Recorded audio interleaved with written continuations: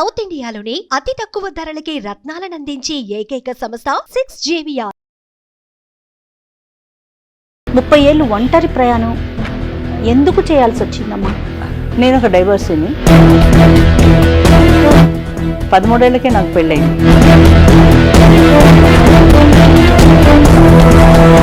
ఈ last time చెప్పినట్టు 60 ఏళ్ళ ఆడదాల్లో అమ్మతనాన్ని చూడలేని మృగాలు ఉన్నాయి ఈ దేశంలో.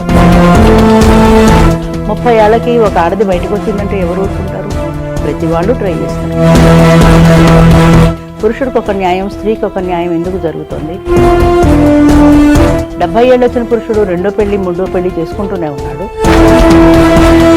రెండో పెళ్లి, మూడో పెళ్లి చేసుకున్న మగవాళ్ళు ఎంతో మంది ఉన్నారు. కానీ 25 ఏళ్ల వయసులోనే భర్తను పోగొట్టుకుని రకరకాల అవమానాలను ఎదుర్కొంటూ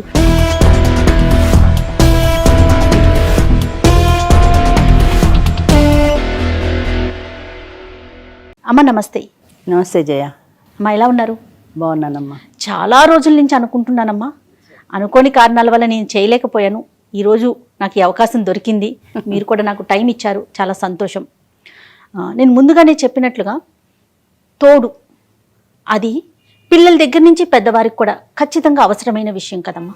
ఈవెన్ పిల్లలైనా కూడా మనం ఒకరు కాదు ఇద్దరు కావాలని చెప్తాం. సరే, అనుకోని కారణాల వల్ల లేకపోతే దానికి మనం ఏం చేయలేము, అంతే కదా.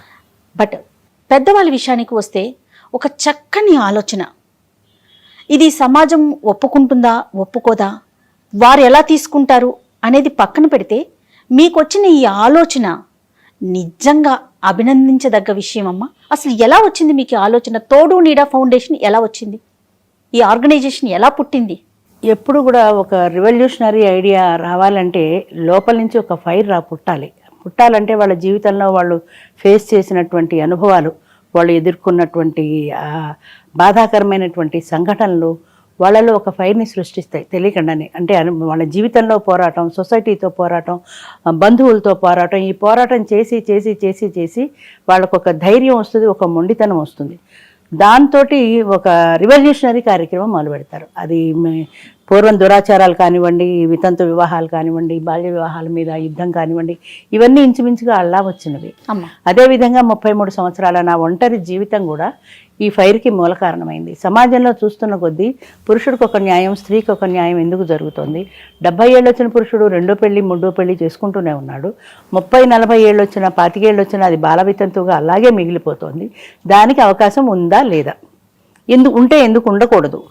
ఎందుకు ఉండకూడదు అంటే మనం చూసేది మెయిన్లీ సోషల్ స్టిగ్మా. అవునమ్మా, చాలా వరకు 190% అదే. ప్రజలందరూ ఏమనుకుంటారు, బంధువులు ఏమంటారు, ముందు వాళ్ళ అమ్మా నాన్నే తిడతారు. నీకు ఈ వయసులో ఏం రోగం, నీకు ఇంతే ఉంది, నీ జీవితంలో వైధవ్యమే రాసిపెట్టి ఉంది, నీకు ఒంటరి జీవితమే ఉంది, నువ్వు భరించాల్సిందే, ఇలా అనగదొక్కుంటూ వచ్చారు. అందులో నువ్వు పిల్లలుంటే ఇంకా అసలు ఆ ప్రశ్నే రాదు. ఆమెకు కూడా ఆలోచనలు రావు. ఎందుకంటే పిల్లల బాధ్యత అనేది ఒకటి ఉంటుంది కాబట్టి తన కాన్సన్ట్రేషన్ అంతా పిల్లల మీదే ఉంటుంది. కానీ ఒక 50 సంవత్సరాలు వచ్చేటికి పిల్లలు సెటిల్ అయిపోతారు. అవునమ్మా, వాళ్ళ ఉద్యోగాలకి వాళ్ళ జీవితాల్లో సెటిల్ చేసుకుని వెళ్ళిపోతారు. అప్పుడు ఈమె ఒంటరిగా మిగిలిపోతుంది. కుటుంబం అంటే ఏంటి? భార్య, అతను కానీ ఆమె కానీ. అయితే అతనికి సమాజం అవకాశం ఇచ్చింది మళ్ళీ పెళ్లి చేసుకోవడానికి. 2 పిల్లలు ఉండని, 3 పిల్లలు ఉండని, నా పిల్లల్ని పెంచాలి కదా అంటాడు, మళ్ళీ పెళ్లి చేసుకుంటాడు. రెండో పెళ్లి, మూడో పెళ్లి చేసుకున్న మగవాళ్ళు ఎంతోమంది ఉన్నారు. కానీ 25 ఏళ్ల వయసులోనే భర్తను పోగొట్టుకుని రకరకాల అవమానాలను ఎదుర్కొంటూ, రకరకాల అవహేళనలను ఎదుర్కొంటూ, ఒకరికి ఎదురు రావడానికి వీల్లేదు, ఒక శుభకార్యంలో తను పార్టిసిపేట్ చేయడానికి వీల్లేదు. ఇన్ని రకాలైనటువంటి నువ్వు వితంతువి, నువ్వు ఎదురు రాకూడదు, నువ్వు చూస్తేనే మహాపాపం, పొద్దున్నే నీకు లేవగానే నీ ముఖం చూడకూడదు, ఇలాంటి ఎన్ని అవహేళనలు అనుభవించి ఉంటారు, ఎంత టార్చర్ పడి ఉంటారు ఆడవాళ్ళు. 60 ఏళ్ళు దాటిన మనిషి తన భార్యని కోల్పోతే నెలలోపు తిరిగి పెళ్లి చేసుకోవటానికి అందరూ యాక్సెప్ట్ చేస్తారు. అయ్యో ఆయన ఎవరు చూసుకుంటారు, పిల్లలిద్దరు వెళ్ళిపోయారు కదా అని ఒక సానుభూతి, ఆ కార్నర్ అనేది డెవలప్. అదే ఆడదానికి, అదే ఆడ మనిషికి ఇంకా కూడా ఎందుకు మనం చూడలేదు? ఎందుకు లేదు అంటే తరతరాలుగా నరనరాలుగా మనలో జీర్ణించుకుపోయినటువంటి ఛాందస భావాలు. అంటే ఇది పాపము, మళ్ళీ పెళ్లి తప్పు, స్త్రీ చేయకూడదు, దానికి ఈ అవకాశం లేదు, వాడికేంటి మగమహారాజు మళ్ళీ చేసుకుంటాడు, ఎన్ని పెళ్ళిళ్ళైనా చేసుకుంటాడు అన్న సాంప్రదాయం మనకి మొదటి నుంచి అలాగ ఉగ్గుపాలతో నోరు పోసారు. దానివల్ల మన మనసులో కూడా జీర్ణించుకుపోయింది, ఇది తప్పు, వాడు పరపురుషుడే, మళ్ళీ పెళ్లి చేసుకున్నా వాడు పరపురుషుడే, వాడితో కలిసి జీవించడం నేరం అన్న భావన వీళ్ళల్లో సోషల్ స్టిగ్మా పాతుకుపోయింది. దాని నుంచి వాళ్ళు బయటికి రావాలంటే ఎంత కష్టం అవుతుంది. వాళ్ళ మనసు తప్పనిసరిగా ఒక తోడు కావాలని ఉంటుంది ఖచ్చితంగా, ఇది ఎవ్వరూ కాదనే నిజం. ఇది ఎంతమంది లేదు కాదు అని చెప్పినా కూడా వాళ్ళ మనసును వాళ్ళు మోసం చేసుకుంటున్నారు తప్ప అది అబద్ధం. సృష్టిలో తోడు లేకుండా మనిషి ఎవ్వరూ ఉండలేరు, ఎవరి వల్ల ఒక్కసారి మీ గురించి తెలుసుకోవచ్చా? 30 ఏళ్ళు ఒంటరి ప్రయాణం ఎందుకు చేయాల్సి వచ్చిందమ్మా? జరిగిన సంఘటన ఏదన్నా ఉంటే మాతో షేర్ చేయండి. నేను ఒక డైవర్సీని. 13 ఏళ్ళకే నాకు పెళ్ళయింది. అంటే ఆ రోజుల్లో బాల్య వివాహాలు ఉండేవి. నేను ఇంకా హై స్కూల్లో చదువుకుంటున్నా. 13 సంవత్సరాల పెళ్ళి. 13 సంవత్సరాలు అంటే అసలు మానసికంగా శారీరకంగా కూడా పరిణితి చెందని వయసు అది. అసలు పెళ్ళంటే ఏమిటి, జీవితం అంటే ఏమిటో తెలియని వయసు. ఏదో కొత్త లంగా వస్తుంది, కొత్త చీర వస్తుంది అని ఆనందించినట్టుగా ఆ వయసులో చుట్టాలందరూ వస్తారు, పప్పన్నం తింటామా, ఆనందంగా ఆడుకుంటామా అని తప్ప ప్రపంచం ఏమిటో తెలియని టైంలో పెళ్లి చేసుకున్న తర్వాత 3 పిల్లల తల్లిగా 30 సంవత్సరాలకి నేను రోడ్డు మీదకి వచ్చాను, ఒంటరి మహిళగా. అప్పుడు నా తల్లిదండ్రులు నన్ను ఆదుకున్నారు. SSLCతో ఆగిపోయిన చదువుని వాళ్ళు మళ్ళీ తిరిగి చదువుకోమని నాకు ధైర్యం చెప్పారు. స్వగ్రామం ఎక్కడమ్మా? చెప్పాలంటే ఆకువీడు, వెస్ట్ గోదావరి. ఓకే. పుట్టింది వెస్ట్ గోదావరి, అదే చెప్తాను నేను. పుట్టింది వెస్ట్ గోదావరి అయినా నేను మనిషిగా పెరిగింది ఈస్ట్ గోదావరి. ఎందుకంటే నేను చదువుకొని ఒక ఉద్యోగంలో స్థిరపడి 25 సంవత్సరాలు ఒక టీచర్గా ఉద్యోగం చేసినప్పుడు నేను సమాజం నుంచి చాలా పాఠాలు ఎదుర్కొన్నాను, చాలా వివక్ష ఎదుర్కొన్నాను, చాలా రకాల సమస్యలను ఎదుర్కొన్నాను. నాకు జీవితం నేర్పిన పాఠాలు ఏమైనా ఉంటే అదే. నేను ఎప్పుడు చెప్తాను, మనకు జీవితం అనే పాఠశాలలో అనుభవాలే ఉపాధ్యాయులని. ఒక్కొక్క ఎక్స్పీరియన్స్ ఒక్కొక్క పాఠం నేర్పింది నాకు. లెర్నింగ్ బై డూయింగ్ అని చెప్తారు బీఈడీలో. అలాగా అది నేర్చుకుంటూ అది సాధించుకుంటూ ఒక్కొక్కడిగే ముందుకు వేయటంలో నాకు నేనే ధైర్యం తెచ్చుకున్నాను. నాకు నేనే తెగింపు వింటే అర్థమవుతుంది ఎన్ని అవమానాలు, ఎన్ని ఎదుర్కొని ఉంటారు. ఆ రోజుల్లో సపోర్ట్ అంటే మీకు ఈ ఆలోచన అప్పుడు మీకు కలగలేదు? లేదు. రెండో ఇష్యూకి వెళ్ళాలి, రెండో పెళ్లి చేయలేదు, అసలు ఆలోచన లేదు. ఎందుకంటే పిల్లలు చిన్నపిల్లలు. ఆఖరి అమ్మాయికి 7 సంవత్సరాలు. మీరు సగటు మహిళలాగానే ఆలోచించారు. అంతే కదా. అరే 13 సంవత్సరాల వయసులో పెళ్లి చేసుకుని నేను ఒక పురాతన ఛాందస భావాలు ఉన్న బ్రాహ్మణ కుటుంబంలో పుట్టిన వ్యక్తిని. అలాంటి వ్యక్తిని వాళ్ళ ఇంత రివల్యూషనరీ ఐడియాకు రావాలంటే మనసులో ఎంత సంఘర్షణ కలిగి ఉంటుంది. ఆ రోజుల్లో ఇలా పిల్లలు పుట్టిన తర్వాత పూజలు, వ్రతాలు, నోములు ఇవి తప్ప అసలు వేరే ప్రపంచమే తెలియదు నాకు. ఒక చెక్కు రాయడం రాదు, ఎప్పుడు చెప్తాను నేను అదే. ఒక చెక్కు రాయడం రాదు, ఒక మనిషితో మాట్లాడటం రాదు. అది ఐఎమ్ ఎన్ ఇంట్రోవర్ట్. లోపల బాధపడ్డమే కానీ బయటకు ఎక్స్ప్రెస్ చేయటం రాదు. అలాంటి మనిషిని సమాజంలో మనం ఎదిరించడం మొదలుపెట్టి నా పిల్లల్ని పోషించుకునే ఆ పరిణితిలో ఈ పరిశ్రమలో ఈ నడిచి ముందుకు వెళ్ళటం. అంటే ఒంటరి మహిళ పిల్లల్ని పెంచుకోవటంలో కావచ్చు, తన కాళ్ళ మీద తను నిలబడేటప్పుడు సమాజం నుంచి ఎన్నో ప్రశ్నలు, ఎన్నో మాటలు, చాలా యుద్ధం చేయాల్సి వస్తుంది కదా. చాలా అలాంటి ఘటనలు ఏమన్నా ఉన్నాయా? చాలా సందర్భాల్లో ఉన్నాయి, చాలా ఉన్నాయి. అయితే నాకు ఒక అదృష్టం ఏంటంటే నా పేరెంట్స్ నాకు రక్షణగా నిలబడ్డారు. వాళ్ళు నా ప్రక్కన ఉన్నారు కాబట్టి నేను కొంతవరకే పోరాటం చేయగలిగాను. ఒంటరి వాళ్ళు ఇంకా చాలా హెరాస్మెంట్లు అనుభవించారు సొసైటీలో. పేరెంట్స్ ఉన్నారు కాబట్టి నాకు ఒక రక్షణ ఉండేది. అమ్మో ఈవిడ ఏదైనా అంటే వాళ్ళు వస్తారేమో, వాళ్ళు యుద్ధం చేస్తారేమో అనే ఒక భయం ఉండేది. కానీ ఎప్పుడైతే మనం గడప దాటి బయటికి వెళ్ళామో, ఈ లాస్ట్ టైం చెప్పినట్టు 60 ఏళ్ళ ఆడదానిలో అమ్మతనాన్ని చూడలేని మృగాళ్ళు ఉన్న ఈ దేశంలో 30 ఏళ్ళకి ఒక ఆడది బయటకు వచ్చిందంటే ఎవరు ఊరుకుంటారు? ప్రతి వాళ్ళు ట్రై చేస్తారు తప్పనిసరిగా. అయితే అందులోంచి నాకున్న ఒక ప్లస్ పాయింట్ ఏంటంటే ప్రతివాడు మన కోసం వాడు ట్రై చేస్తున్నాడు, నన్ను నేను రక్షించుకోవాలి అన్న భావనలో ఒక పెద్ద పిల్లగా వాళ్ళ మీద పడి ముందుగానే పడిపోయి నాకు తెలియకుండా నా చుట్టూ నేను ఒక సర్కిల్ ఏర్పరచుకున్నా. అది నాకే తెలియదు. అంటే ఎవరైనా నాతో మాట్లాడాలంటే కొట్టేస్తానేమో అని భయపడేటంత ఉగ్రంగా. మీరన్నారు చూడండి మీ మాట కటువుగా వస్తుంది.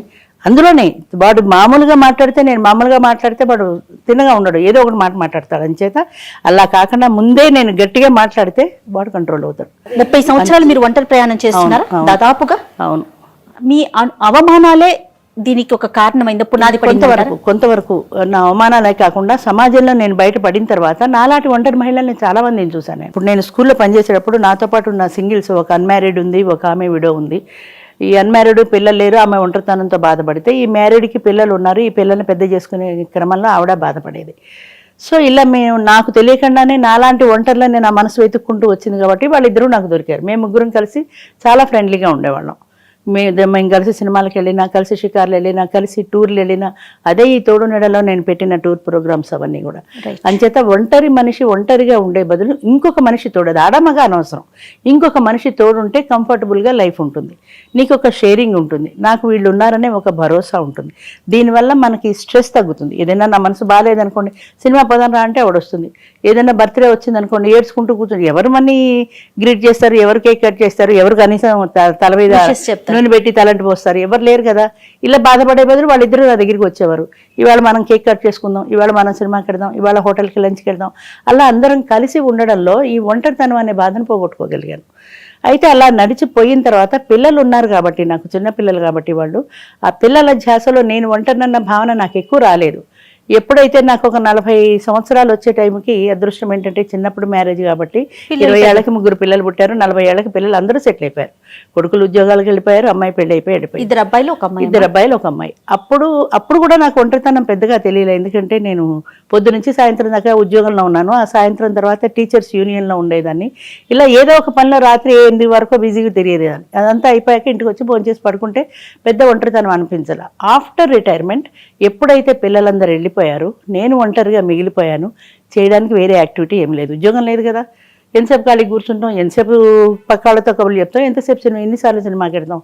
అప్పుడు ఒంటరితనం అనేది నాకు తెలిసింది మొదటిసారిగా. ఎప్పుడైతే జీవితంలో అన్నీ అయిపోయి సెటిల్ అయిపోయి ప్రశాంతంగా మిగిలానో నేను ఒంటరిని అన్న భావన అప్పుడు వచ్చింది. ఎంత పిల్లలున్నా, పోనీ మీ తల్లిదండ్రులున్నా, మీ బంధువులున్నా కూడా మనం ఒంటరి అంటే మన పార్ట్నర్ లేకపోతే ఆ భావన కలుగుతుంది కదా. తప్పనిసరిగా అనిపిస్తుంది. అయితే దాన్ని మర్చిపోవడానికి కొన్ని అంశాలు ఉంటాయి. అంటే ఇప్పుడు ఉద్యోగంలో ఉన్నప్పుడు స్టూడెంట్స్ ఉంటారు, అవును. ఇంటికి వచ్చిన తర్వాత ఏదో బీఈడీ అసోసియేషన్ ఉంది, దాంట్లో యాక్టివిటీ. ఇవి ఇంటికి వచ్చిన తర్వాత నా ఒంటరితనంతో పాటుగా మిగతా అంశాలు గుర్తొస్తాయి. రేపు పిల్లలకి ఏం పాఠం చెప్పాలి, ఈ పేపర్లు దిద్దాలి, రేపు యూనియన్లో రేపు స్ట్రైక్ ఉంది, ఏం చేయాలి, ఇలాంటివన్నీ వస్తాయి. కాబట్టి కొంతవరకు తాత్కాలికంగా అయినా దీన్ని మర్చిపోగలుగుతాం. అంటే మీరు ఒక యాక్టివిటీలో ఉన్నారు కాబట్టి లేని వాళ్ళ పరిస్థితి అదే, వాళ్ళదే భయంకరమైన ఒంటరితనం అంటున్నా. అప్పుడు స్టార్ట్ ఆ రోజు కాదు, ఈ రోజు కూడా నాకు ఒక్కదాన్ని ఖాళీ ఉంటే తోచదు. ఒక సండే వచ్చిందంటే ఇవాళ ఏం చేయాలని ఆలోచిస్తా. 2 గంటలు ఖాళీ కూర్చుంటే నా మైండ్ పిచ్చెక్కినట్టు అయిపోతుంది. ఇప్పుడు తోడు నీడ ఫౌండేషన్ స్టార్ట్ చేసి ఎన్ని సంవత్సరాలు? 2010 సంవత్సరంలో స్టార్ట్ చేశాను, నా రిటైర్మెంట్ తర్వాత. అవును, అప్పుడు వచ్చిన ఆలోచన. అప్పుడు కూడా రిటైర్ అయిన తర్వాత ఖాళీగా ఉండడం ఇష్టం లేదు నాకు. మామూలుగా ఏవో చిన్న సోషల్ సర్వీస్ యాక్టివిటీస్ చేసుకుంటూ వెళ్ళేదాన్ని. సర్వీస్లో కూడా పిల్లలు ఉండేవారు, పేదవాళ్ళు ఉంటారు, ఫీజులు కట్టలేరు, వాళ్ళకి ఫీజులు కట్టడము, వాళ్ళకి యూనిఫామ్స్ కుట్టించుకోలేక టీచర్లు కొడుతూ ఉండేవాళ్ళు యూనిఫామ్ వేసుకురాకపోతే, అలాంటి వాళ్ళకి యూనిఫామ్ కుట్టించడము. తర్వాత ఫ్లడ్స్ ఎక్కువ, రాజమండ్రిలో వర్క్ చేశాను, గోదావరి ఉంది కదా, ఫ్లడ్స్ ఎక్కువ. ఆ ఫ్లడ్స్ టైంలో వాళ్ళకి సహాయం చేయడం, ఇలాంటి చిన్న పనులు చేసుకుంటూ నాకు తెలియకుండానే సోషల్ సర్వీస్ యాక్టివిటీస్ పట్ల కొంత మక్కువ ఏర్పడింది. అవి చేసినప్పుడు నాకు తెలియకుండానే ఒక రకమైన సంతృప్తి కలిగేది, ఒక ఆనందం కలిగేది. ఆ 10 మందికి లేని వాళ్ళకి ఒకసారి ఎక్కడో ఫైర్ యాక్సిడెంట్ అయింది, వాళ్ళు కట్టుబట్టలతో బయటపడిపోయారు. వాళ్ళకి ఏదో పాత చీరలు మా ఫ్రెండ్స్ దగ్గర 4-5 దగ్గర కలెక్ట్ చేసి బ్యాగుల్లో పెట్టుకుని 2 వీలర్ మీద వెళ్ళి 2 వీలర్ మీద తిరిగేదాన్ని బాగా. వాళ్ళకి ఇచ్చేసినప్పుడు వాళ్ళ ముఖాల్లో కనిపించిన సంతోషం నాకు తెలియకుండా ఒక సంతృప్తినిచ్చింది. సో నాకేమనిపించిందంటే కష్టంలో ఉన్న వాళ్ళని ఆదుకుంటే మనకు ఒక సంతోషం కలుగుతుంది, ఒక సంతృప్తి కలుగుతుంది, ఒక సహాయం చేసిన ఫీలింగ్ కలుగుతుంది. అలా అటువైపుకి అట్రాక్ట్ అవుతూ మొదలుపెట్టాను. ఎప్పుడైతే ఖాళీ వచ్చిందో, ఎప్పుడైతే రిటైర్ అయ్యానో, అప్పుడు మనం ఏదైనా ఒక సోషల్ సర్వీస్ యాక్టివిటీ చేస్తే బాగుంటుందని మన ఈనాడు పేపర్లో వసుంధరలో వస్తుంటాయి చాలామంది సర్వీస్ చేసే వాళ్ళ పరిచయాలు. అట్లా అవన్నీ తీసి ఒక ఆల్బంలో పేపర్ కటింగ్ ఏది బాగుంటుంది అని చూడడంలో ఈనాడు పుస్తకంలో అనుకుంటాను మురిసెను వివాహ బంధం అని ఒక ఆర్టికల్ వచ్చింది. అందులో బాగా వృద్ధులైనటువంటి 2 వ్యక్తులకు పెళ్ళైన ఫోటో, ఆ ఫోటో నన్ను చాలా బాగా ఆకట్టుకుంది. పంచె కట్టుకుని పాతకాలంలో ఒక 70 ఏళ్ల వృద్ధుడు, అచ్చమైన బ్రాహ్మణ గోచి పోసి చీర కట్టుకుని పెద్ద బొట్టు పెట్టుకుని కడియాలు గజ్జలు పెట్టుకుని పాతకాలపు సాంప్రదాయంలో ఒక లేడీ. అది చూసినప్పుడు నాకు ఆలోచన వచ్చింది, ఇలాంటి కార్యక్రమం చేస్తే బాగుంటుందని. ఆ కథలో ఏంటంటే వీళ్ళిద్దరి పిల్లలు ఫారిన్లో ఉన్నారు, ఆమె కొడుకు ఈయన కూతురు ఫారిన్లో ఉన్నారు. వీకెండ్స్లో తెలుగు వాళ్ళు కలుసుకుంటారు. అట్లా కలుసుకున్నప్పుడు వాళ్ళిద్దరూ మాట్లాడుకుని ఇలా వీళ్ళిద్దరూ విడివిడిగా ఉంటున్నారు, వీళ్ళిద్దరికీ కలిపి పెళ్లి చేస్తే ఒక చోట ఒకరికొకరు సపోర్ట్గా ఉంటారు కదా అనిపించింది. అనుకోవడమే తరువుగా వాళ్ళు ఇండియా వచ్చేసి వాళ్ళిద్దరిని ఒప్పించి వాళ్ళిద్దరికీ పెళ్లి చేశారు. అది గోల్డెన్ ఓల్డేజ్ హోమ్ అనుకుంటా దాని పేరు, ఇప్పటికీ ఉంది హైదరాబాద్లో. ఆ గోల్డెన్ ఓల్డేజ్ హోమ్లో వాళ్ళు ఉంటున్నారు, వీళ్ళు పెళ్లి చేశారు. ఆ ఆర్టికల్ చదివినప్పుడు నాకు అనిపించింది, రియల్ ఆర్టికల్ అది. ఈనాడు వసుంధర బుక్ ఆదివారం సండే బుక్ వస్తుంది, సండే అందులో చదివాను అది, అందులో ఆర్టికల్ అది. అది చూసిన తర్వాత నేను చేయాలి అనుకున్న కార్యక్రమానికి ఇది అని నా మైండ్ నాకు చెప్పింది. అంత క్రితం ఇవో చిన్న చేసినా నాకు అంత పెద్ద సాటిస్ఫాక్షన్ రాలా. ఇది చూసినప్పుడు ఇలా చేస్తే బాగుంటుంది అనిపించింది. సరే ఇలా చేయాలి కదా, నేను ఉన్నది రాజమండ్రిలో కాబట్టి రాజమండ్రిలో ట్రై చేశాను, అదేం నడవాలి, ఎందుకంటే చిన్న ఊరు కదా. ఏం చేత ఈలోగా మా అబ్బాయి ఇక్కడ కొండాపూర్లో ఉండేవాడు, 2వ అబ్బాయి ఇంజనీర్ వాడు, వాళ్ళ ఇంట్లో ఉండడానికి కొద్ది రోజులు అక్కడికి వచ్చాను. ఇక్కడికి వచ్చినప్పుడు ఇక్కడ సీనియర్ సిటిజన్ అసోసియేషన్స్ ఉన్నాయి, చాలా ఏరియాల్లో ఉన్నాయి, కొండాపూర్లో కూడా ఉంది. అలా సీనియర్ సిటిజన్ అసోసియేషన్లో చేరాను. నాకు బాగా మైండ్లో పట్టుకుంది ఇలాంటి కార్యక్రమం ఒకటి చేస్తే బాగుంటుంది అని. పట్టుకుని సపోర్ట్ ఏమీ లేదు కదా, సపోర్ట్ పిల్లలతో discuss చేశారా? లేదు, మనీ పవర్ లేదు. వాడు ఫస్ట్ చెప్పారు నువ్వు ఏమైనా చేసుకో, నువ్వు హ్యాపీగా ఉండడం మాకు కావాలి. మా పెద్దబాయి ఏం చెప్పాడంటే నువ్వు రోజు టిఫిన్ డబ్బా సర్దేసుకో, మాతో పాటు నువ్వు కూడా బయటకు వెళ్ళిపో, నువ్వు సినిమాకి వెళ్తావో షికార్కి వెళ్తావో చెట్టు కింద కూర్చుంటావో నీ ఇష్టం, సాయంత్రం దాకా గడిపి సాయంత్రం ఇంటికి రా, అందరం కూర్చుంటాం కబుర్లు చెప్పుకుంటాం. ఇప్పుడు 2010లో స్టార్ట్ చేశారు. అవును. ఇప్పటికీ కూడా మనం 10 సంవత్సరాల పైన 12 ఏళ్ళు అయిపోయింది. 12 సంవత్సరాలు అయింది. అవును. ఇప్పటికీ కూడా రెండో పెళ్లి అంటే అవును. అమ్మో రెండో పెళ్లి చేసుకుందా ఆవిడ అనే పరిస్థితి ఈ రోజుకు ఇప్పటికీ ఉంది. మరి 10 సంవత్సరాల క్రితం అసలు ఎంత అసలు ఘోరంగా ఉండేది. అవును, చాలా అసలు ముందుకు వచ్చారా ఎవరైనా ఇట్లా చేసుకోవటానికి? అది చెప్పాలంటే కేవలం 5 వచ్చారమ్మా ఆడవాళ్ళు. నాకు అప్లికేషన్ ఇచ్చిన వాళ్ళు 5. అప్పుడు నాకే భయం వేసింది. మగవాళ్ళు 25-30 అప్లికేషన్లు వచ్చేసాయి, ఆడవాళ్ళు 5 వస్తాయి. ఈ 5తో నేను మీటింగ్ ఎలా చేస్తాను, వాళ్ళు కొడతారేమో, మగాళ్ళు 5 ఆడవాళ్ళని పెట్టి ఏం కార్యక్రమం చేద్దాం అనుకున్నాను, కొడతారేమో అని భయం వేసింది.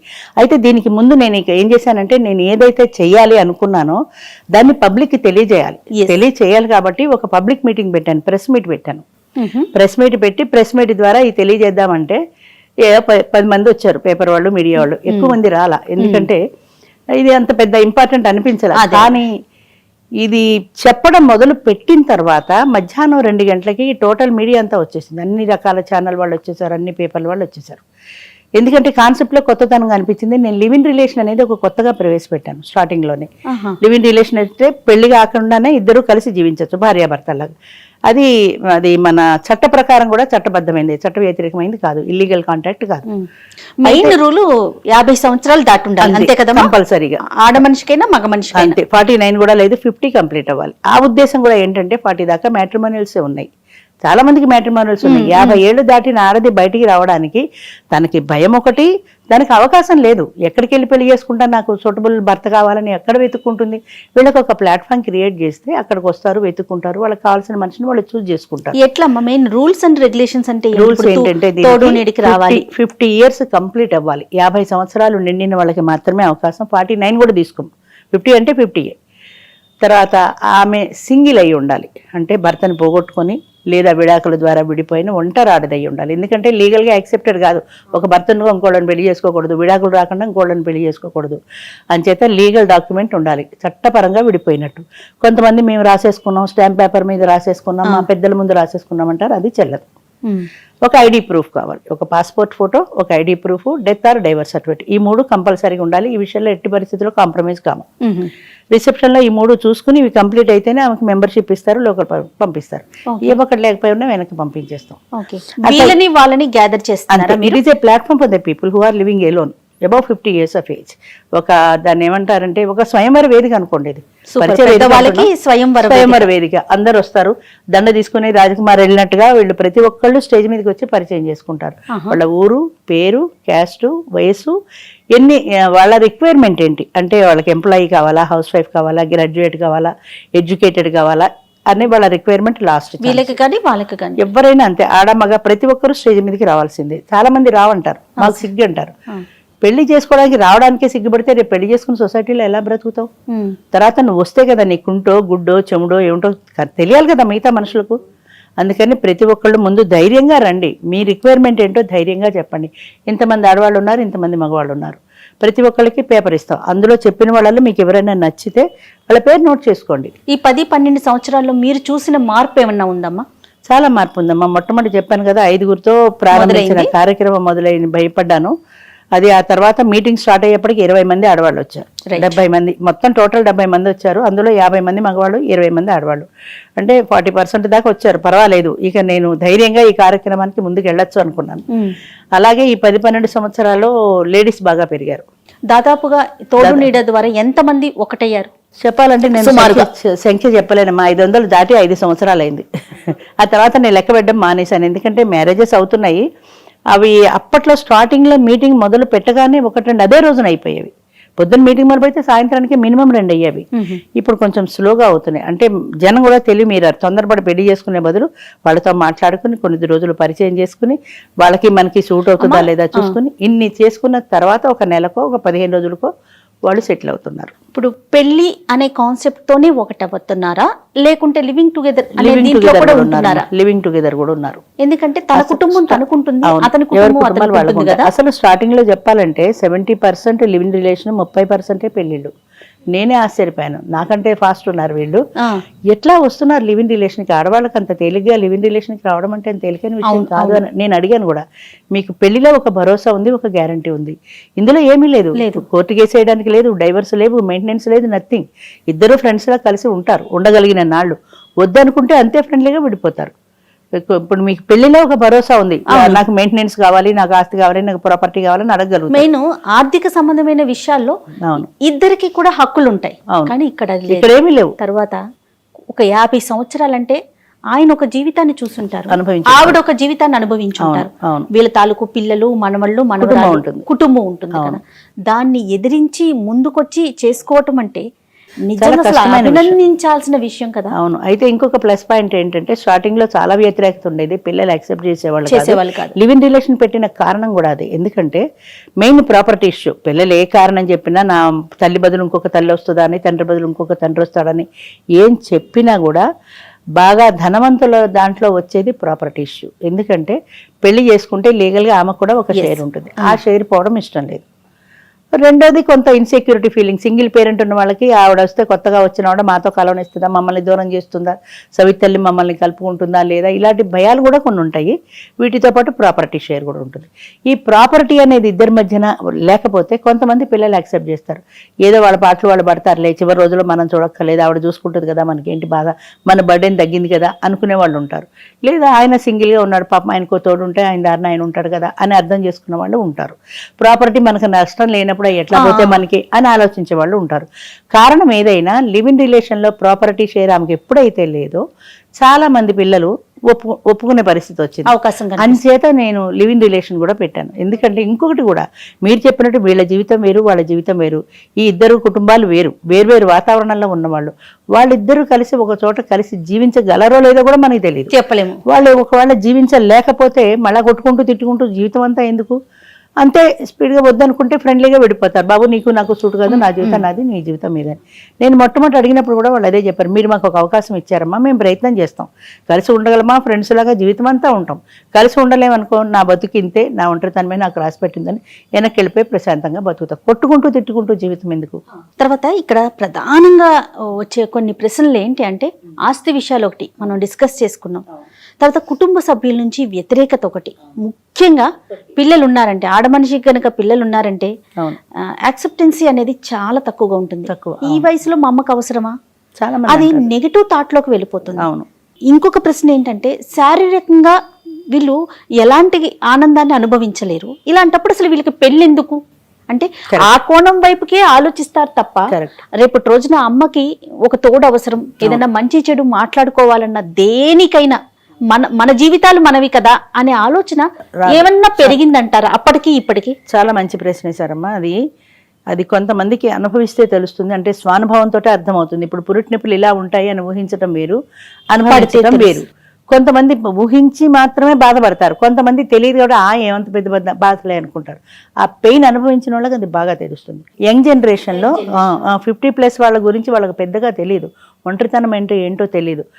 25 వయసులో ఒంటరితనం అనుభవించడం తేలికమ్మా. ఎందుకంటే పుస్తకాలు చదువుతారు, టీవీలు చూస్తారు, సినిమా చూస్తారు, ఏదో ఒక మనసు మళ్లించుకోగలుగుతారు.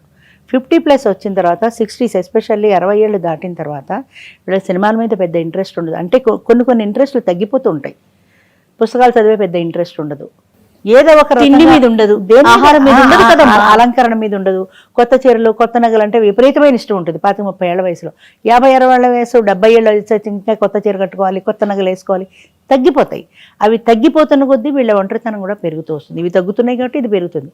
ఇది లేనప్పుడు ఏంటంటే దీంతో బ్యాలెన్స్ చేసుకుంటూ వచ్చారు. హోటల్కి వెళ్ళి, సినిమాలకు వెళ్ళి, షికార్లకు వెళ్ళి బ్యాలెన్స్ చేశారు. ఇప్పుడు ఆ టైం అంతా మిగిలిపోవడంతో ఒంటరితనం మిగిలిపోతుంది.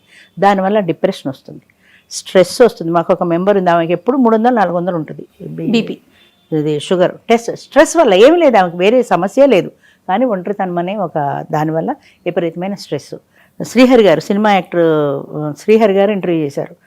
ఆయనకు 72 ఏళ్ల వయసులో పెళ్లి చేసుకున్నాడు. ఆయన 62 ఏళ్ల స్త్రీని, చౌదరీస్ వాళ్ళు. ఆయనకి పెళ్లికి ముందు విపరీతమైన డ్రింక్ అలవాటు ఉండేది. ఆయన భార్య పోయింది, ఒంటరితనంతో రాత్రి కాదు పగలు కూడా తాగడం మొదలెట్టాడు. పగలు రాత్రి తాగేవాడు.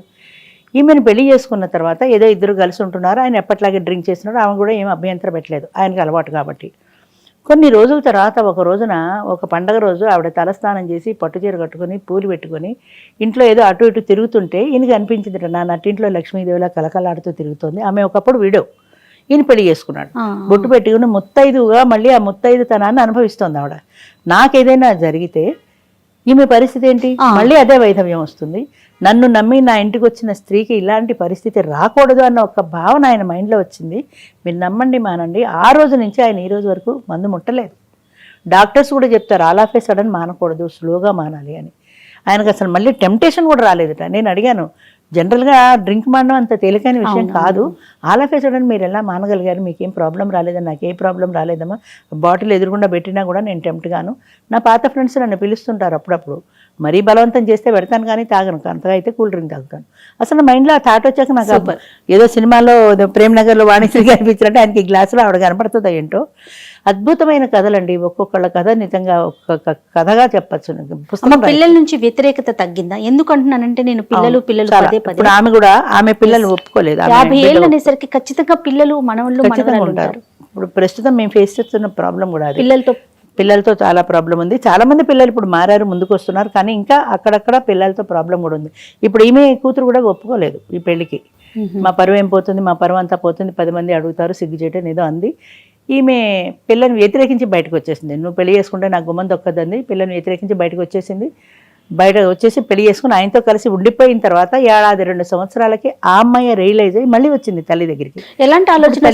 పిల్లలే పెళ్లి చేసుకుని వాళ్ళ కాపురాలు చేసుకుంటున్నప్పుడు ఈవిడికి అవసరమా? ముఖ్యంగా ఆవిడ వైపే టర్న్ అవుతుంది అనిపిస్తుంది. ఇంకొక విషయం నేను చెప్పాను, అదే అనుకున్నామే 2 సంవత్సరాల తర్వాత మారి మళ్ళీ తల్లితో కలిసిపోయింది. ఇప్పుడు వాళ్ళ ఫ్యామిలీ చాలా హ్యాపీగా ఉన్నారు. ఈ ఆలోచన శారీరకంగా కూడా లేనప్పుడు పెద్ద పొరపాటు ఎక్కడొస్తుందంటే అమ్మా, ఈ ఫిజికల్ నీడ్ అనుకునేది ఒకటి. పెళ్లి అనేది అసలు నా ఉద్దేశంలో it is not only for sex అనేది జీవితంలో it is only important parts of their life. పిల్లలు పుట్టడానికి, కుటుంబం పెద్దదవడానికి, వంశం పెద్దదవడానికి, పిల్లలు కలగడానికి, వాళ్ళ బాండింగ్ పెరగడానికి, ఇద్దరి మధ్యన ఒక ఎఫెక్షన్ పెరిగి ఈ కుటుంబం నుంచి నెక్స్ట్ జనరేషన్ అందించడానికి ఇది ఒక అవకాశం మాత్రమే. కానీ సెక్స్ ఒకటే జీవితం కాదు. జీవితంలో ప్రేమ ఉంది, ఎఫెక్షన్ ఉంది, బాండింగ్ ఉంది, రెస్పాన్సిబిలిటీ ఉంది. ఇవన్నీ ఇద్దరు కలిసి వచ్చిన సమస్యల్ని ఫేస్ చేయడంలో ఎంత దగ్గర అవుతారు మానసికంగా. ఒక సమస్య వచ్చినప్పుడు ఇద్దరు కలిసి ఫేస్ చేస్తారు దాన్ని. ఆయనకి అనారోగ్యం వచ్చింది అనుకో, మీకు పర్వాలేదు నేను ఉన్నానంటుంది. లేదా ఒక అప్పో సప్పో చేశారు, ఇంట్లో జాగ్రత్తగా పొదుపు చేద్దామని ఆవిడ భరోసా ఇస్తుంది, ఉన్నంతలో పొదుపు చేస్తుంది. వాళ్ళ బాండింగ్ దగ్గర అవుతుంది. ఒక స్పర్శ. మన హెల్పేజ్ ఇండియా వాళ్ళు హగ్ అని ఒక కార్యక్రమం పెట్టారు. అదేంటంటే ముసలి వాళ్ళు ఎవరైనా కనపడితే బాగున్నారా తాతగారు అని దూరం నుంచి పలకరించడం కాదు, ఆయన చెయ్యి పట్టుకో ఆప్యాయంగా, ఆయన హగ్ చేసుకో, బాగున్నారా తాతగారు అని. అంటే స్కిన్ టు స్కిన్ టచ్ ద్వారా ఈ ఈ భరోసా, ఒక మానసికమైనటువంటి సంతృప్తి. ఇంతెందుకు, చిన్న పిల్లలు ఉన్నారు ఏడుస్తుంటారు, మీరు ఎత్తుకుని హగ్ చేసుకోండి, వెంటనే వాళ్ళు ఏడుస్తారు. ఏంటి ఆ డిఫరెన్స్? ఒక ఇన్సెక్యూరిటీ ఫీలింగ్, ఏడుస్తున్నప్పుడు ఇలా కాళ్ళు చేతులు కదిలించుకుంటూ ఏడుస్తారు. ఎప్పుడైతే మీరు గుండెలు హత్తుకున్నారో ఇలా అల్లుకుపోయి ఏడుపు మానేస్తారు. ఆ హగ్లో వాళ్ళకి, ఆ స్పర్శలో ఒక మానసికమైన భరోసా. అలాగే వృద్ధులు కూడా, ఒక భార్య భర్త బంధువులు ఎవరో చనిపోయి ఏడుస్తున్నారు అనుకో, ఏడవకండి, మీరు దూరం నుంచి అల్లుకొని మీరు ఏడవకండి అని భరోసా ఇవ్వటం మీరు. ఆ స్కిన్ టు స్కిన్ టచ్లో వాళ్ళకి ఆ భరోసా వస్తుంది. అదేవిధంగా ఒంటరితనంలో కూడా ఏదైనా బాధపడుతున్నప్పుడు నీకు నేనున్నాను అని ఒక భార్య కానీ భర్త కానీ ఒకరికొకరు భరోసా. ఆఖరి దశలో, ముఖ్యంగా చెప్పాలంటే ఆఖరి దశలో చావు బతుకుల మధ్య కొట్లాడుతున్న మనిషి గాజు కళ్ళతో నిర్వేదంగా, నిస్తేజంగా తన మంచం చుట్టూ చూసినప్పుడు, తన మంచం చుట్టూ తన వాళ్ళు, తన భార్య, తన పిల్లలు, లేదా తన భర్త, తన పిల్లలు, తన ఆత్మీయులు అందరూ ఉన్నప్పుడు ఆ ఫేస్లో ఒక చిన్న సంతృప్తి, ఒక మెరుపులా మెరుస్తుంది. మీరు ఎప్పుడైనా అబ్జర్వ్ చేయండి ఎవరినైనా, లేదా కథల్లో చూడండి. ఎందుకని? నా వాళ్ళందరూ నా చుట్టూ ఉన్నారు అన్న ఒక సంతృప్తి. అందులో ఎవరైనా ఒకరు రాకపోతే ఆ గాజుకోళ్ళు ఆ వ్యక్తి కోసం వెతుక్కుంటాయి. మనకి వాళ్ళకి మాట చెప్పలేకపోవచ్చు, కానీ ఆ కళ్ళు వెతుకుతే కళ్ళు చెప్తాయి మనకి, వెతుకుతున్నారు, పలానా వాళ్ళు లేరు, వాళ్ళ కోసం వెతుకుతున్నారని. ఆ టైంలో వాళ్ళు బాధపడుతుంటే ఆ పక్కన ఉన్న వాళ్ళు నీకేం పర్వాలేదు, డాక్టర్ గారు చెప్పారు తగ్గిపోతుంది, బాధపడకు అని చేతిలో చెయ్యేసి మాట్లాడినప్పుడు ఆ చేతిలో ఈ చెయ్యి వేసిన ఆ స్పర్శ ద్వారా వాళ్ళకి ఎంతో సాంత్వన దొరుకుతుంది. సైంటిఫిక్గా కూడా ప్రూవ్ అయిన విషయం ఇది. ఈ సాంత్వన అనేది ప్రతి మనిషికి చాలా అవసరం. పసిబిడ్డ, పాలు తాగే పసిబిడ్డ నుంచి మృత్యుతో పోరాడే వృద్ధుల వరకు కూడా ఈ సాంత్వన అనేది చాలా అవసరం. చాలా అద్భుతమైన కార్యక్రమం అంచేత ఎస్పెషల్లీ ఈ లోన్లీనెస్తో ఫీల్ అయ్యే వాళ్ళకి ఆ రకమైన సాంత్వన అవసరం. ఇప్పుడు 50 ఏళ్ళు వచ్చి నీకు ఎందుకు, నువ్వు ఏమైనా పిల్లల్ని కంటావని అడుగుతారే, పిల్లలు ఒకటే కాదు, దాని ద్వారా వాళ్ళిద్దరూ మానసికంగా దగ్గర అయ్యేందుకు ఒక ప్రక్రియ అంతే. ఇది అమ్మ తోడు నీడ ఫౌండేషన్. ఇప్పుడు మనం ఈ కార్యక్రమం చూసి ఎవరైనా కూడా మీతో మాట్లాడాలి, ఈ బంధంలోకి వెళ్ళాలి అనుకునే వాళ్ళు ఏం చేయాలమ్మా? ఎట్లా మిమ్మల్ని ఎలా కాంటాక్ట్ కావాలి? నిజంగా చెప్పాలంటే అది నాకు మీ మీడియా ఇచ్చిన సపోర్ట్. ఎందుకంటే నాకు మ్యాన్ పవర్ లేదు, మనీ పవర్ లేదు, నాకు ఒక క్లర్క్, ఒక అసిస్టెంట్ కూడా లేరు. కాల్స్ అటెండ్ అవ్వడం దగ్గర నుంచి కార్యక్రమం చేసే వరకు అన్నీ నేనే, ఆల్ ఇన్ వన్. అయితే ఇందులో నా బాధను అర్థం చేసుకున్న వాళ్ళు, నా ఒంటరి పోరాటాన్ని అర్థం చేసుకున్న మా మెంబర్సే కొంతమంది నాకు సపోర్ట్గా ఉంటారు. ఆ కార్యక్రమం చేసే రోజున ఒక హాల్ బుక్ చేయాలన్నా ఒక రిసెప్షన్ కౌంటర్ పెడతాం. మా వాళ్ళలోనే ఒక 10 మంది రిసెప్షన్ కౌంటర్లో కూర్చుంటారు. ఇవన్నీ స్క్రూటినీ చేస్తారు. వాళ్ళకి కావాల్సిన ఈ మెంబర్షిప్ రసీదులు అవన్నీ ఇస్తారు. ఈ కార్యక్రమం చేయడానికి మాకు మేమే, అందుకే అన్నాను self empowered and welfare aged అని. దేనికైనా మాకు మేమే. సో డైరెక్ట్గా మీకు కాల్ చేయటమేనా? అంతే, డైరెక్ట్గా ఈ ప్రోగ్రామ్ కూడా మీ మీడియా ద్వారానే ఇప్పుడు మీకు ఫోన్ చేస్తారు ఎవరో ఒకరు, నా నెంబర్ తీసుకుంటారు, లేదా ఆర్టికల్ పేపర్లో వస్తుంది, అందులో కింద వాళ్ళ నెంబర్ ఇస్తారు, ఆ నెంబర్ చూసి ఫోన్ చేస్తారు. అన్నిటికీ మించి హెల్పేజ్లో రాజేష్ అనే ఒక కురవాడు పనిచేసేవాడు. ఆ అబ్బాయి గురించి నేను ప్రతి దాంట్లో చెప్తాను. ఎందుకంటే ఆ అబ్బాయి సహకారం లేకపోతే, ఆ అబ్బాయి సపోర్టే లేకపోతే నేను ఇవాళ ఈ స్థాయిలో మీ ముందు నిలబడి ఉండేదాన్ని కాదు. నాకు ఏమీ తెలియకుండా కార్యక్రమం చేయాలనే ఆలోచన తప్ప దాన్ని ఎలా చేయాలో ప్రాక్టికల్గా నాకు ఎక్స్పీరియన్స్ లేదు. అబ్బాయి హెల్పేజ్ ఇండియా అంటే సీనియర్ సిటిజన్స్కి ఎన్జిఓ, అది అందులో పనిచేసేవాడు కాబట్టి, సీనియర్ సిటిజన్స్తో డీల్ చేస్తున్నాడు కాబట్టి ఆ అబ్బాయికి తెలిసి, అమ్మ మీరు ఇలా అన్ని అసోసియేషన్స్ తిరిగితే కాదు, మీరు దీన్ని ఒక సంస్థగా రిజిస్టర్ చేసుకోండి, మీరు సొంతంగా మీ ఆలోచన ఎలా కావాలనుకుంటున్నారో మీరు అలా చేయండి అని చెప్తే, నాకు ఎలా చేయాలో కూడా తెలియదంటే అప్పుడు ఆ అబ్బాయి అప్లై చేసి దానికి తోడున్నడ పేరు పెట్టి దాన్ని రిజిస్టర్ చేయించి, ఆ రిజిస్టర్ పేపర్ తెచ్చి నా చేతిలో పెట్టాడు. ఆ రోజు నుంచి ఈ రోజు వరకు నాకు ఉన్న సపోర్ట్ ఏమైనా ఉంటే ఆ అబ్బాయి ఒక్కడే. 50 సంవత్సరాలు దాటి ఒంటరిగా ఉన్న మహిళలకి, పురుషులకి మీరిచ్చే సలహా ఏంటి? మీరేం చెప్తారు తోడు నీడ ద్వారా? ఇది మీకు జీవితంలో నేను పెద్దవాళ్ళకి చెప్పేది ఏంటంటే, ముందు మీరు పిల్లలతో సంప్రదించుకోండి, తర్వాత రండి. అంతేగాని పిల్లలకు చెప్పకుండా దొంగతనంగా వచ్చేసి ఇక్కడ ఎవరితోటో సెటిల్ చేసుకుని అప్పుడు పిల్లలకి చెప్పి పిల్లలు వద్దనగానే ఇది మానేస్తారు. మీకు ధైర్యం ఉంటే రండి, ధైర్యం లేకపోతే రాకండి. ధైర్యం, మీరు సమాజాన్ని ఎదిరించగల ధైర్యం, మీ పిల్లల్ని ఎదిరించగల ధైర్యం ఉంటే రండి. వాళ్ళని కన్విన్స్ చేయడానికి ప్రయత్నం చేయండి. అయినా సరే వాళ్ళు కాదంటే ఇది నా జీవితం అనుకుంటే ముందుకు రండి. మా పిల్లలు ఒప్పుకోరండి అన్నప్పుడు రావద్దు. ఎందుకంటే రావడం, ఒక ఆమెతో మాట్లాడడం, ఆమె కొద్దిగా ఎమోషనల్గా అటాచ్ అవ్వడం, తర్వాత మీరు పెళ్లి చేసుకోకపోవడం, ఆమె బాధపడడం, ఇవన్నీ అనవసరం. జీవితం మీది, దాన్ని మంచిగానో చెడ్డగానో నడుపుకునే బాధ్యత మీది. దాన్ని ఎలా నడుపుకుంటారో అది మీ చేతుల్లో ఉంది, మీరు నిర్ణయించుకోండి. కావాలంటే ఎప్పుడైనా సరే నన్ను కాంటాక్ట్ చేయొచ్చు. నా నెంబర్ మీకు ఇక్కడ డిస్ప్లేలో ఇస్తారు, మీరు కాంటాక్ట్ చేయొచ్చు. మొన్నే 3 రోజుల కిందట గల్ఫ్ కంట్రీ నుంచి ఎవరో 3 లేడీస్ ఫోన్ చేశారు యూట్యూబ్లో ఈ కార్యక్రమాలు చూసి, మేము రావాలనుకుంటున్నాము దానికి అని. అంచేత ఎవరైనా సరే ఎప్పుడైనా సరే నన్ను కాంటాక్ట్ చేయొచ్చు. మరీ అర్ధరాత్రి 12ంటికి మాత్రం కాంటాక్ట్ చేయదు, నా విన్నపం అది. మరీ రాత్రిళ్ళు ఫోన్ చేసేస్తున్నారు, అది కష్టం అవుతుంది.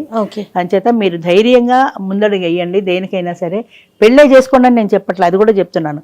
కేవలం పెళ్ళి ఒకటే జీవిత జయం కాదు. కమ్యూనిటీ లివింగ్ ఉంది, డే కేర్ సెంటర్ ఉంది, వీటిల్లో ఫాలో అవ్వచ్చు. లేదా మీ ఒంటరితనాన్ని పోగొట్టుకోవడానికి మీరే 4 మనుషులు కలుపుకొని ఒక గ్రూప్ యాక్టివిటీ చేసుకోండి. ఎలా అయినా ఉండండి, 2 ఆడాళ్ళు ఉండండి, 2 మగాళ్ళు ఉండండి, ఒక ఆడ మగ ఉండండి. దుర్భరమైన ఒంటరి జీవితాన్ని అనుభవించద్దు, అదొక్కటే నేను కోరుకునేది. ఎలా ఉంటే సంతోషంగా ఉంటుంది మీకు మీరు నిర్ణయం చేసుకోండి. ధైర్యంగా ఉండాలి, అది ఉండాలి. అది ఉంటేనే మిగతావన్నీ వస్తాయి. అంచేత ధైర్యంగా ఉండండి. పరిష్కారం మీరు వెతుక్కోండి. పరిష్కారం ప్రతి సమస్యకి ఉంటుంది, దానికి 4-5 పరిష్కారాలు ఉంటాయి. కానీ ఆ పరిష్కారాలు మీకు ఏది సూట్ అవుతుందో చూసుకోండి, అది అప్లై చేసుకోండి. మీకు నేనున్నాను, ఏ రకమైన సమస్య వచ్చినా మీకు సొల్యూషన్ చెప్పడానికి నేనున్నాను. కాకపోతే మీరు ఆ సొల్యూషన్ ఫాలో అవ్వాలి, మీకు మీరే వెతుక్కోగలరు. ఎవరికైనా కావాల్సింది ధైర్యం అమ్మ. ఇంత పెరిగితే నేనే ధైర్యంగా నిలబడి 70 ఏళ్ళకి మాట్లాడగలుగుతున్నా మీతో. ఈ ధైర్యం నాకు ఎక్కడి నుంచి వచ్చింది? జీవితం నేర్పింది. అంచేత మీరు కూడా అలాగే ధైర్యంగా నిలబడితే జీవితం ఎన్నైనా పాఠాలు నేర్పుతుంది. ఒంటరి పోరాటం కన్నా కూడా అంతే కదమ్మా. అంతే కదా.